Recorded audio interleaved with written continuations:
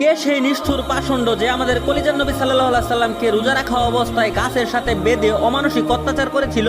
একদিন আমাদের কলিজার নবী সাল্লাল্লাহু আলাইহি সাল্লাম ক্লান্ত শরীর নিয়ে একটি বনের ভিতর দিয়ে হেঁটে যাচ্ছিলেন। তখন দেখলেন এক বেদুইন শিকারী একটি হরিণকে তার জালে আটকে রেখেছে। হরিণটি নবী সাল্লাল্লাহু আলাইহি সাল্লামকে দেখার সাথে সাথে আকুতি মিনতি করে কান্না করে বলতে শুরু করলো, হে আল্লাহর রাসূল, আমার দুইটি সন্তান বাসায় এক ফোঁটা দুধও পান করেননি। এখন যদি আমি তাদেরকে দুধ পান না করাই তাহলে তারা অনাহারে মারা যাবে। আমাকে আপনি মুক্ত করুন, আমি বাচ্চাদেরকে দুধ পান করিয়ে সাথে সাথে ফিরে আসব।